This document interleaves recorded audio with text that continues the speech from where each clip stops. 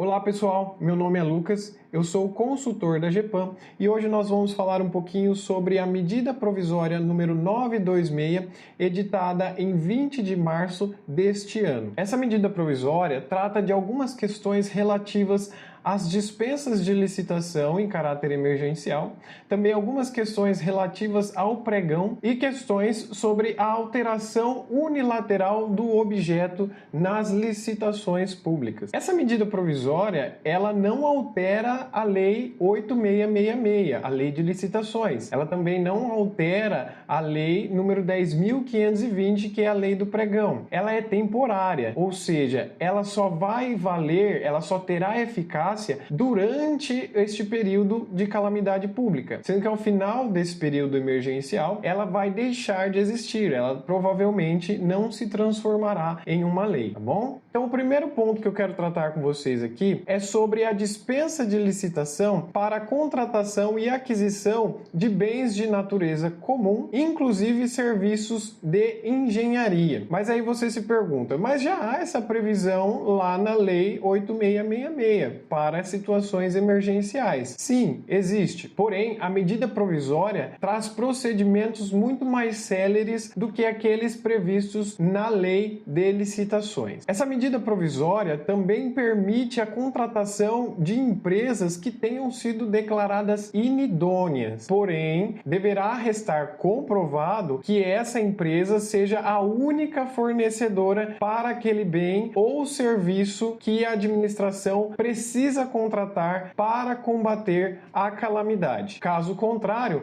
não poderá haver a contratação dessas empresas inidôneas. Lembra que eu falei que essa medida provisória não altera as leis 10.520 e Lei de Licitações? Sim, por esse motivo, as licitações normais realizadas pela administração pública deverão seguir as regras contidas nas leis de licitação e Lei do Pregão, não podendo ser aplicadas as previsões da medida provisória em casos de licitações que não tenham como objetivo o combate ao coronavírus. Outra questão trazida pela medida provisória é a possibilidade de aquisição de bens de segunda mão, ou seja, bens que não são novos, bens já usados, desde que seja necessário para combater a pandemia. Então, por exemplo, nós estamos vendo que os municípios estão precisando construir leitos de UTI e não há tempo hábil para construir esses leitos de UTI adquirindo todos os bens novos, até porque as empresas, as fabricantes não estão dando conta da demanda. Nesses casos, a administração poderá comprar de um particular um leito de UTI, os equipamentos de um leito de UTI que já tenham sido utilizados, mas esse fornecedor deverá comprovar a usabilidade, deverá comprovar que estes equipamentos estão prontos para uso, estão bons para uso, ok? Outra questão muito interessante é a não necessidade de realização de estudos preliminares nesses tipos de licitações. Esses estudos preliminares, quem já assistiu ao nosso curso de pregão eletrônico, lá tem bem explicadinho o que são os estudos preliminares de uma licitação, mas em regra, esses estudos preliminares são burocracias trazidas pela Lei 8666 para a realização de licitações. Então, a medida provisória afasta a necessidade de realização desses estudos preliminares exatamente pela urgência da contratação. Não há tempo hábil para realizar as burocracias trazidas pelas leis gerais que regem as licitações públicas. E falando nos estudos preliminares, a medida provisória também prevê a realização de termo de referência e projeto básico simplificados, ou seja, você vai fazer um documento descrevendo aquela obra que você pretende fazer, aquele serviço de engenharia que você pretende fazer,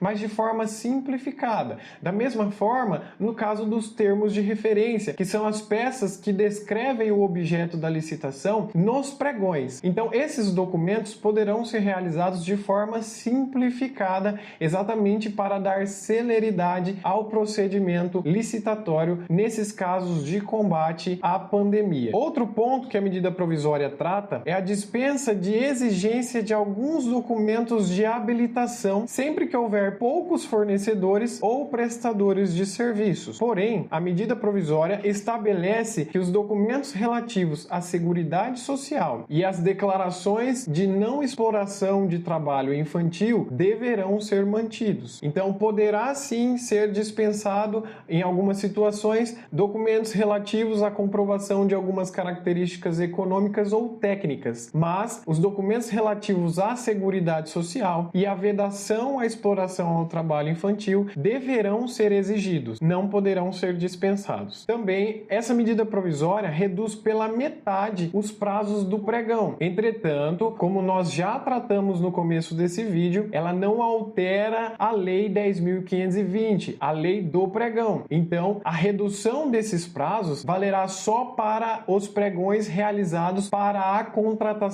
dos bens e serviços de natureza comum para o combate ao coronavírus. Alguns juristas e doutrinadores vêm chamando esses pregões tratados na Lei 13.979 e também pela MP 926 de pregões express. Eles são pregões express exatamente porque eles são mais céleres, por causa do corte na metade dos prazos relativos ao pregão para o combate ao coronavírus, tá bom? Também, os recursos nesses pregões terão efeito meramente devolutivo, ou seja, ainda que um dos licitantes manifeste interesse em recorrer e apresente o seu recurso, o pregoeiro ainda poderá prosseguir o procedimento do pregão para contratar, exatamente pelo fato de não haver tempo hábil para suspender este pregão para responder o recurso apresentado pelo licitante. Mas isso não quer dizer que este recurso não será apreciado. Sim, ele será apreciado, inclusive o licitante, se for lesado na contratação realizada pela administração pública nesses casos, poderá pedir indenização, desde que comprovado o dano sofrido por ele, tá bom? Outra questão muito importante que demonstra a celeridade da medida provisória é que os contratos lá na 8666, nesses casos de dispensa emergencial, podem ter o período de 180 dias não prorrogáveis. Já aqui, a medida provisória diz que esses contratos terão 6 meses, ou seja, 180 dias, só que poderão ser prorrogados por sucessivos períodos até que termine a situação de calamidade pública. Então fica clara a divisão entre a Lei 8666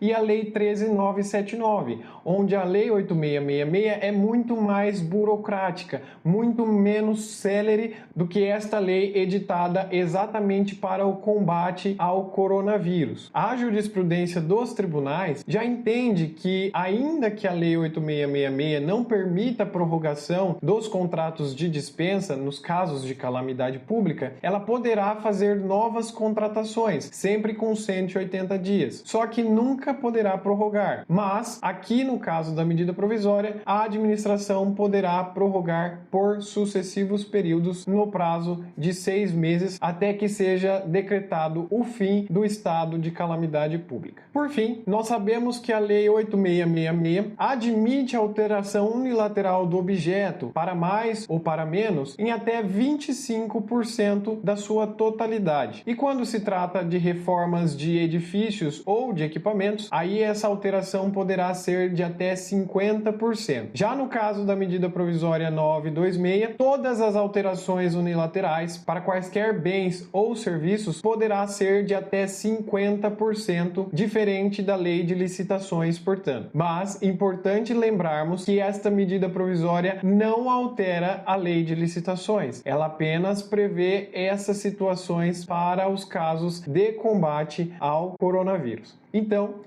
é isso que nós tínhamos para tratar sobre essa medida provisória. Caso tenha ficado alguma dúvida, pode deixar aqui nos comentários que, na medida do possível, nós iremos respondê-los. Espero vê-los em breve e até mais.